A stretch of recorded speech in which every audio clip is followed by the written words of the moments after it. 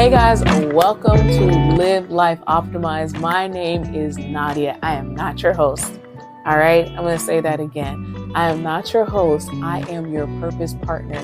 I am going through this journey with you as we are discovering our purpose, looking for fulfillment, being more productive, all of that other good stuff to enhance and optimize our lives, which is the same because optimizing is enhancing. But anyways, if you're new here, I'm so glad that you're tuning in. We are on episode 4 of our Woke Up series, right? And this is just where I'm talking about some of the dumbest things that I've done. Well, one experience that led me up to finding purpose and so forth. All right, so this is episode 4, and we're going to start talking about how you got to do the work. Okay. So whenever you discover your purpose, I'm going to dive right into it. Whenever you discover your purpose, you're excited.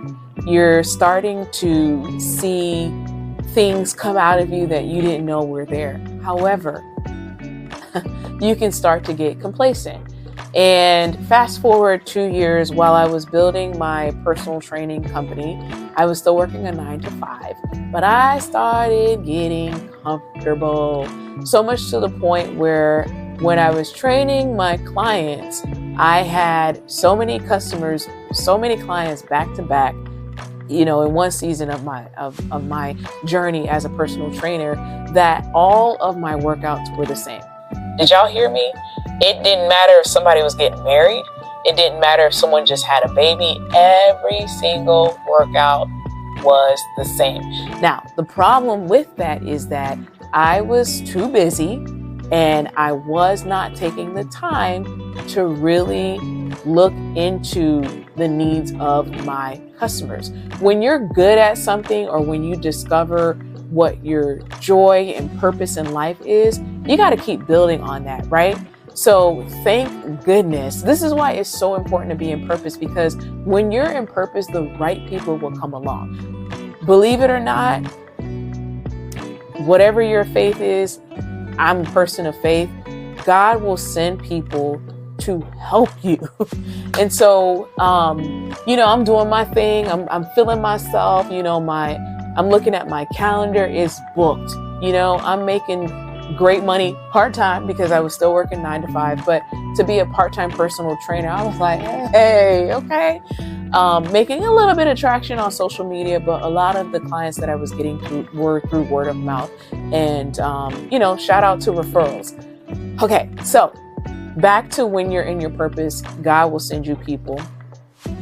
So the beautiful thing was I was at a boutique gym, right? And so whenever you're working at a boutique gym, for those that know, it's a smaller setting, and it's not like a huge place where you can be in a corner somewhere and no one sees you, or you're just like totally secluded from the main population with your clients, right? The whole purpose of a boutique gym is to have a more intimate feel. However, when you're a smaller gym, everybody can see you.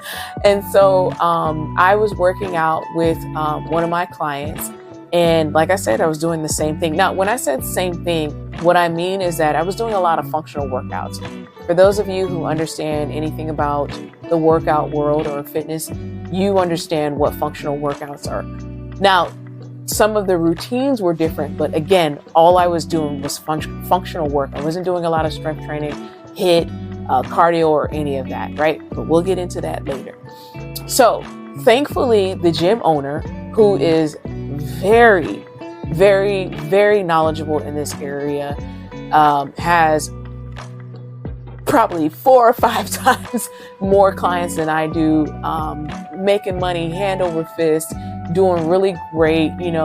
This man was like driving a really nice car, and he was like the young people say, he was about that life, right? He noticed what I was doing. Now, I'm paying him rent. He doesn't have to, get involved. And he, just out of the goodness of his heart, says, hey, I want to mentor you.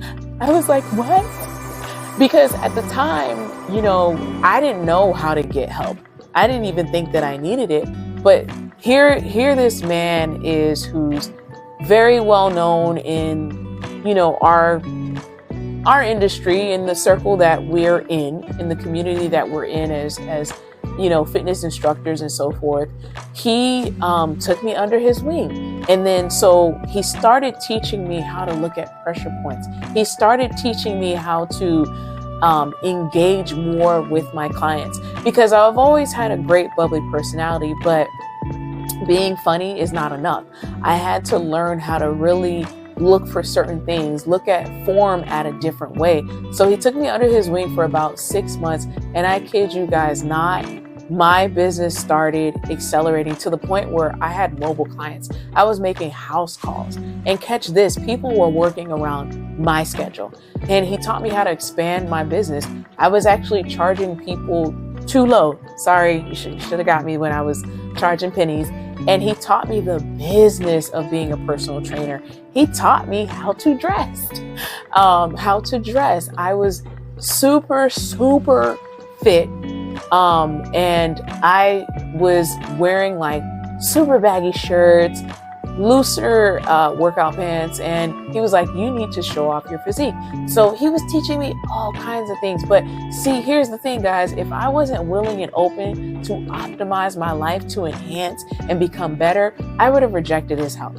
I've been there before, where I've taken courses from gurus and spent all kind of money, and I either A, don't finish the course, or I finish the course and I implement nothing. I just have a notebook full of notes, never did anything with it. But I took everything that my mentor at the time gave me as gold.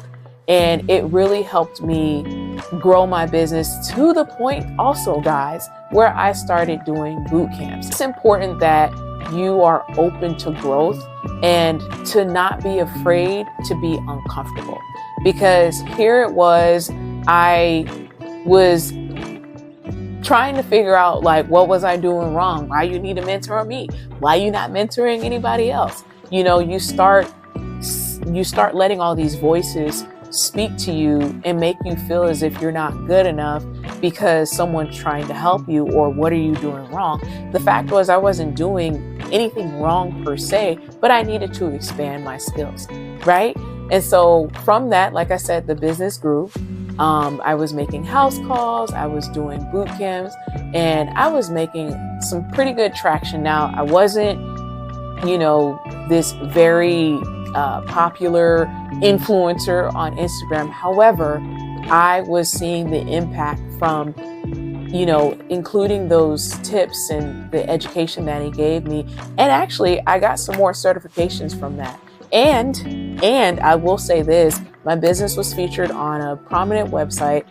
And I was also, because I was such a good student, he did a photo shoot with a well-known magazine in our area. And I had a little cameo. I was actually, he actually hand selected me. And, that was the first time I ever did a professional photo shoot. Had a little makeup and everything. I was cute.